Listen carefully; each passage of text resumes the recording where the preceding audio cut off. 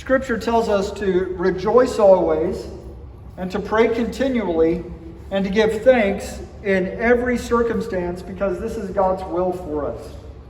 None of us could have anticipated that we would be in this place worshiping at this time of the day several weeks ago. We couldn't have imagined that this is where we would be. And yet we're grateful for a place to worship and a place to gather and a place to sing and a place to pray. A place to be connected. Now, 2020 seems to be an off year so far, at least for me. I'm not sure how it's been for you. Maybe you, when you stepped into 2020, you decided, I'm going to make this the best year ever. I'm going to live my life well. I'm going to make great decisions. I'm going to make the right choices. And yet here you are in September, 9 months into the year, and you find yourself in disarray. It's important that you know you're not alone in this, that lots of folks are feeling what you're feeling. Now, I was talking to Dennis Payne several weeks ago. It was one of the first weeks in August. I couldn't tell you the exact date, but I know it was before August 10th. And we were talking, and he was telling me that his wife Jackie had downloaded the Safe Driving app on his phone, and how she was tracking his driving patterns. Now, you may know from some of the commercials that based on your driving score, your safety and your speed and all of that kind of stuff, you can get a discount on your car insurance. And I think that's what Jackie was hoping for. Well, he was standing there looking at his phone that day in early August, and he was telling me about how high his driving score had been and how that it had taken an unexpected dive during the day, between the morning and the time he was looking at his phone. And then he realized he had just spent the last hour and a half mowing the church lawn on the riding lawnmower. Now, I bet you had high expectations for 2020. You had high hopes for your spring and your summer and your fall. And here you are, looking at your safe driving score, and you wonder how you got here. COVID has hijacked our plans. And unrelated to COVID, in the last several weeks, 4 folks connected to Hidden Creek have passed away. Dwayne McDonald, Richard Armstrong, Cheryl Love's dad, and Paul Fuhrer. You know Paul and Bonnie, they would usually sit on this side, and Paul was very quick to say, I can't hear you, speak up. Paul's now in heaven. And on August 10th, fire sent us spinning. On this, the first Sunday that we've been able to gather together in worship, I want to give you 3 expectations for our recovery. These are 3 things that you can expect as we walk through the months ahead. I want to give you 3 phases, and there are 3 phrases that go with it, but 3 phrases that will help you maintain a sense of orientation as we move through this together. These are 3 descriptions of what you and I will need to know as we step into the weeks ahead. Here's the first phrase. You ready for it? It's, oh no. That's the phase that we're in. Then there's the aha phase. And I want to talk about what that looks like. And eventually, we'll get to the yeehaw phase. Now, I could have told you these were Greek words or Hebrew words. And if you want to impress your friends, you can tell them that. You can say, our church is in the oh no phase and the aha phase, and we're headed toward the yeehaw phase. But these 3 phases are familiar to us because all of us have navigated loss before. All of us have faced sickness, or we faced the death of a loved one. We faced accidents. We've experienced unexpected events. These are phases that you've been through, but I want to help you label where we're at and where we'll be and where one day, eventually, we will celebrate. So we're moving through these phases together, and the first is the Ono phase. And the Ono phase is the immediate response to a painful or an unexpected event. It's the initial shock of bad news. I don't know where you were when you heard about the church fire. I was in bed. And a number of people had tried to call, and I wasn't able to hear the phone well. And then Meg finally woke me up and she said, "You need to get to the church. There's a fire at the church." Where were you when you heard that news? That's the Ono phase, when calamity sets in, when we're diagnosed with an illness, when change happens, and it triggers this defense mechanism in us. And you've experienced this at one time or another. It's the feeling where inside you think, I'm not safe. I don't feel safe. I need rescuing. I need protection. I'm being entrapped. I have anguish in my soul. I'm afflicted. I'm distressed. I'm sorrowful. I'm worn out. I'm insecure. I'm abandoned. That's the Ono phase. And you've known it. We're not alone in this. People across, up and down the West Coast are experiencing the Ono phase right now. People on the East Coast, the Southeast, as they recover from the hurricane, they're in the Ono phase right now. There are people up Ninth Avenue who have been displaced from their apartments. Oh, they are in the Ono phase. Listen to the words of Psalm 31. David found himself in the Ono phase. Psalm 31, verses 9 and 10. Scripture says, "Be merciful to me, Lord, for I am in distress. My eyes have grown weak with sorrow, my soul and my body with grief. My soul is consumed with anguish, and my years by groaning. My strength fails because of my affliction. My bones are weak."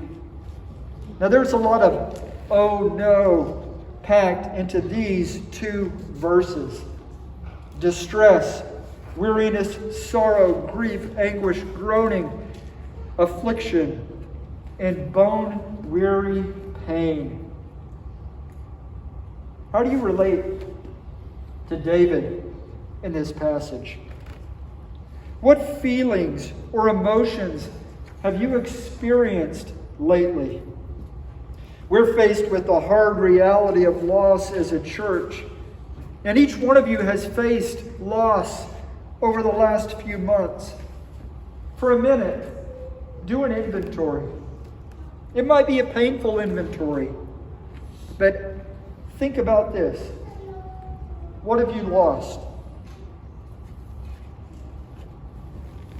What has COVID taken from you? What has the fire taken from you? What unexpected emotions have been stirred in you over the last weeks and months? Sorrow? Anger? Insecurity? Confusion? Disillusionment? Discouragement? Weariness? Boy, King David felt all of those things. Now we have to be careful not to move through this phase too quickly. Part of the reason that we don't have sound this morning and we don't have projection for our words was by design.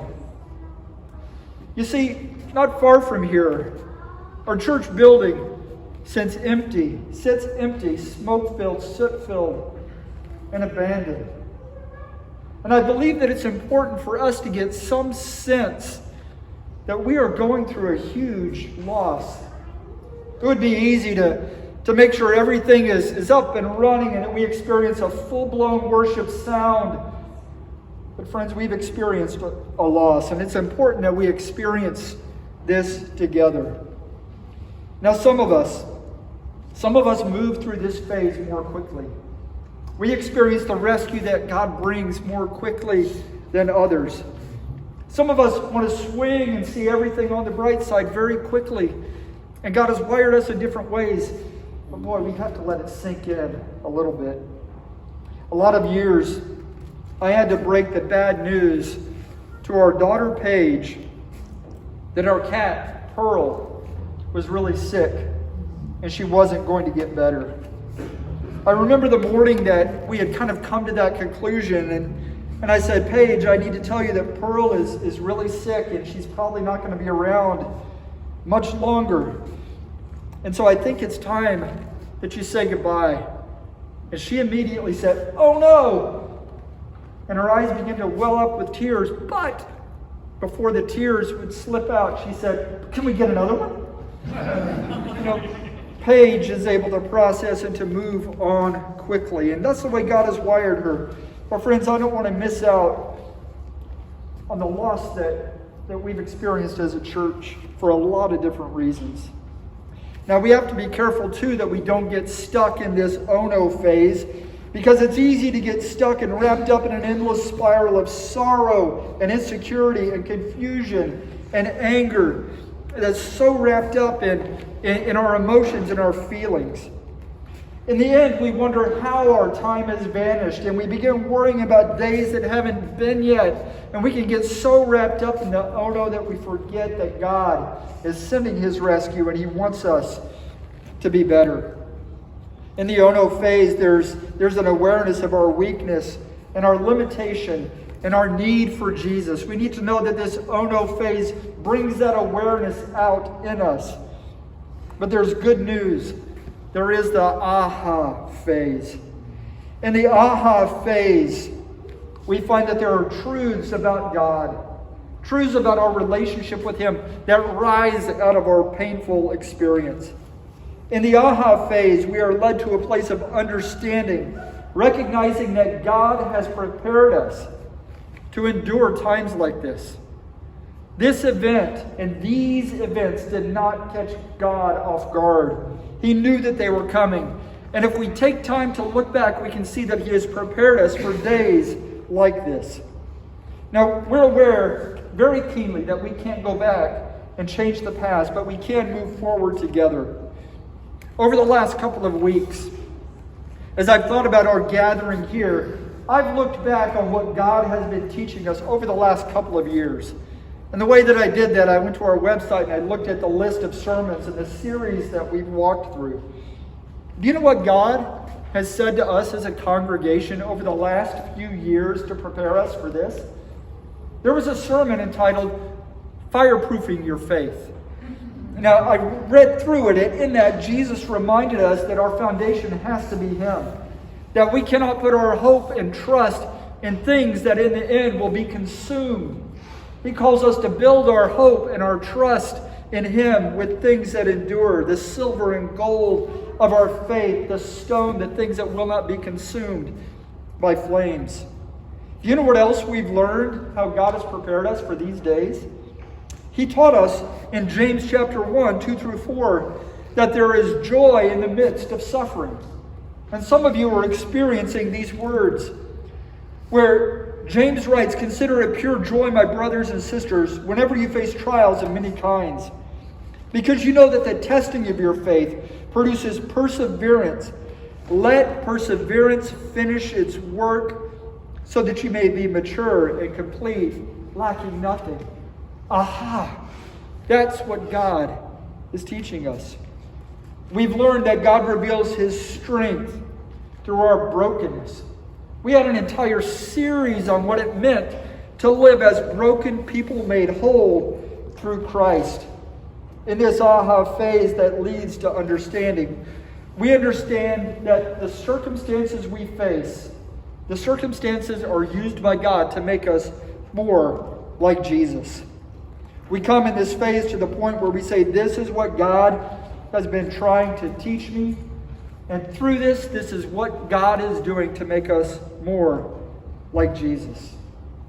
in this time of processing, in your days, what is God teaching you about His grace in the midst of loss?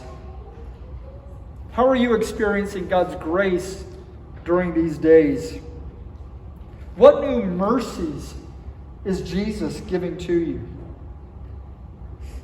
What are the unexpected emotions that you're feeling, that you're experiencing as you have the aha moments that you are not abandoned, that you are not alone? Are they emotions of feelings of gratitude, of peace, security, clarity, confidence, rest, excitement for the future? Now, for as long as I can remember, at Hidden Creek, we have believed that the church is not the building, it's the people. We have trusted God to provide for us, knowing that people are more important than things. God has positioned us to be in a place where we impact our city and our region and our world. Now, knowing those things are true about us, we still have the aha moment where we realize that we're in a place of pain, that there's inconvenience in not having the material resources to serve the people around us. There's pain in not having a functional building. And as your pastor, I want to tell you that it is humbling to have to rely on the graciousness and generosity of other churches and other believers in far-off places where for so long we've been in a strong place to support others and be hospitable to them. For those of us who've had a front row seat to the cleanup at the church, we've seen that inventory continues to take place. And they continue to pack out of the building the things that we've used for ministry. Things and resources that have been accumulated for generations and decades in our building. And it can be, and it is, a painful process to watch the building be systematically dismantled and all these resources that have been entrusted to us end up in construction dumpsters. I want you to know that so far, 6 giant construction dumpsters have been taken from the church. These dumpsters are 22 feet long and 8 feet wide and 8 feet high. And it's not over. This doesn't include the sheetrock that will be removed, the windows that will be removed, the roof that will be removed, all the carpet and other stuff loaded into dumpsters and taken away. We need to know that the new cannot come without the absolute death of the old. There's a pastor, his name was Ray Stedman, and he said, there is pain in the destruction, but there is joy in the renewal.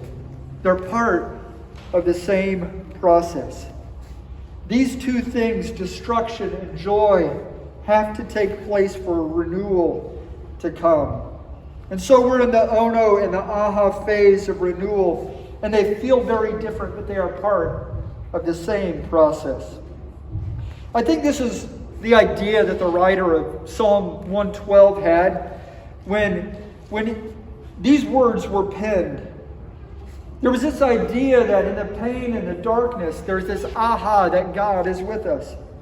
In verses 4 through 9, Psalm 112, Scripture says, "Even in the darkness, light dawns for the upright, for those who are gracious and compassionate and righteous.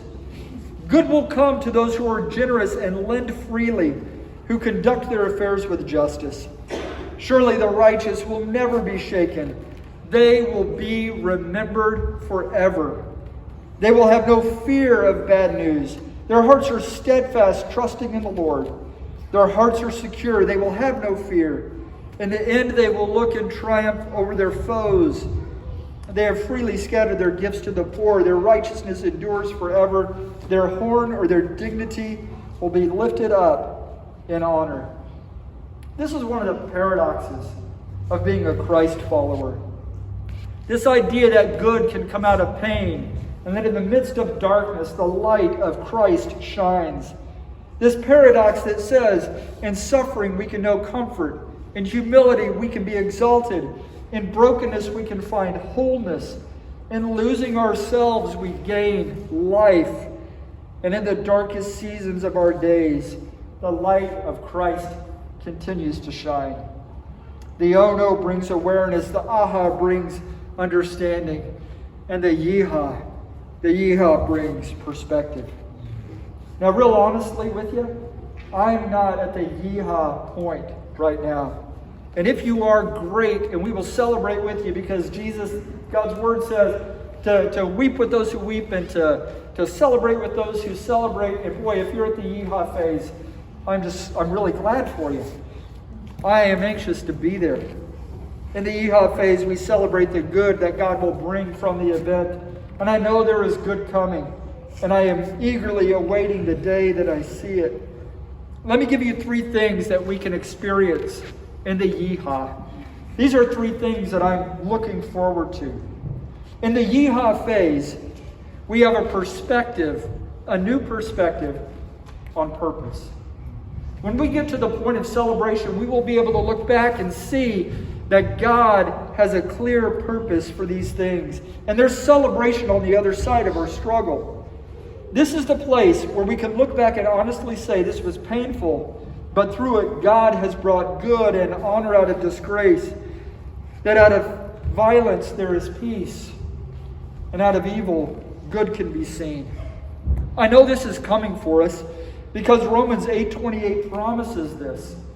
Romans 8:28 says, "We know that all things work together for good to those who know God, to those who are called according to His purpose."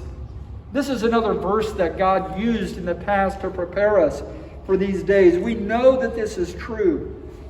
And walking through an experience like this helps us go from knowing this verse and believing this verse to truly experiencing it in our lives. We have seen God's faithfulness in the past, and we know that His faithfulness will endure, and we know that God will bring good. And so in this yeehaw phase, we have a new perspective on purpose. But we also have a different perspective. We can gain a different perspective on pain and time. You've experienced this, I'm guessing, if you've ever been to the dentist to have work done. You may agonize over it, and in the chair you may be in great agony. A dentist that I had in high school, he didn't believe in anesthesia. And see, he would only drill until, it hurts, and then he would stop. And in the end, later, it was a bad deal. But if you've been to the dentist, God bless dentists. If you're out there watching and you're a dentist, God bless you for all you do. But you know that there's agony and anticipation, but after it's all over, you think, well, that wasn't quite that bad. Time and God's grace and His mercy and the comfort of the Holy Spirit soothes our wounds and absorbs our pain so that over time the pain is eased. And we look forward to that. 2 Corinthians 4:16 talks about living lives that are marked by suffering. 2 Corinthians 4:16. "Therefore we don't lose heart, though outwardly we're wasting away, yet inwardly we're being renewed day by day." And listen to how Paul describes. Paul was beaten, he was abused, Christians were being killed. There was great chaos surrounding people whose faith was placed in Christ. Listen to how he describes this in verse 17 of 2 Corinthians chapter 4. "For our light and momentary troubles are achieving for us an eternal glory that far outweighs them all." Our light and momentary troubles. So we fix our eyes not on what is seen, but what is unseen, since what is seen is temporary, but what is unseen is eternal. The yeehaw helps us understand God's purpose. It helps us understand the perspective on pain and time. And the yeehaw phase also leads us to a deeper perspective on the goodness of God. I love what the psalmist says in Psalm 116, verses 1 through 7. Psalm 116. I love the Lord. Listen to the yeehaw in this psalm. I love the Lord, for he heard my voice. He heard my cry for mercy. Because he turned his ear to me, I will call on him as long as I live. The cords of death entangled me. The anguish of the grave came over me. I was overcome by distress and sorrow. Then I called on the name of the Lord. Lord, save me. The Lord is gracious and righteous. Our God is full of compassion. The Lord protects the unwary. When I was brought low, he saved me. Return to rest, my soul. For the Lord has been good to you. This verse, verse 7, return to rest, my soul, for the Lord has been good to me. Could also be translated, my soul, relax. The Lord is caring for you. Settle down, you quivering insides. The Lord is good to you. What are you looking forward to in the yeehaw of this season? What do you need Jesus to do for you to bring you to a place of celebration? What feelings are stirred in you when you think of celebrating once again? Is there fear? Is there reluctance? Is there apprehension? Is there excitement? Is there anticipation? Is there hope? Return to rest, my soul. For the Lord has been good to you. There was a night when Jesus gathered his disciples. He knew that he was about to have his final meal with them. But boy, they didn't have a clue. Earlier in the day, the religious leaders had made plans to entrap Jesus and to kill him. Satan, Scripture says, had physically entered Judas.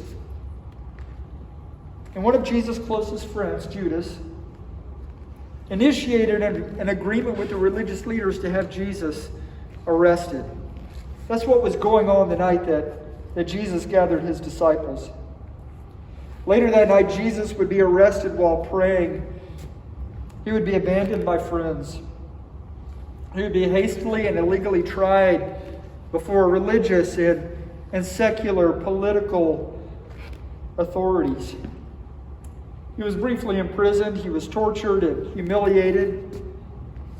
The next day he was nailed to the cross, naked before the world, naked before his mother, naked before the mocking crowds. He died thirsty. He died lonely. He died abandoned. He was stabbed in his side after he was dead, and his body was placed in a borrowed tomb. And yet, sandwiched between the Judas event and Jesus breathing his last, he said to his disciples that night, I have eagerly desired to eat this Passover meal with you before I suffer. You see, Jesus knew the oh no. He knew the aha of God's faithfulness. And he looked forward to the yeehaw of his resurrection on the third day. When we celebrate communion, we step into those three things. The oh no that you and I, as much as the crowd that had gathered there, sent Jesus to the cross. Because Scripture says that he went to the cross for my sin and yours, and for the sins of the world. Oh no, I've caused this. There's the aha, this reminder when we eat and we drink together, that because of God's great love for us, God, who is rich in mercy, offered his Son as a ransom for our lives, an atoning sacrifice, so that I could be cleansed, so that you could be cleansed, so that all who place their faith and trust in him could be cleansed. And there's this yeehaw, this sense of celebration that we have been forgiven, that the work of Christ is complete in our life, and that one day when our lives are over, we, like Christ, will be raised from the dead. This is the hope that we see in 2 Corinthians 4, 6-10. For God, who said, "Let light shine out of the darkness," made his light shine in our hearts to give us the light of the knowledge of the glory of God displayed in the face of Christ. For we have this treasure in jars of clay to show that this all-surpassing power is from God and not from us. We have this treasure in us, and even though we're pressed on every side, we're not broken, we're not crushed, our lives are not done.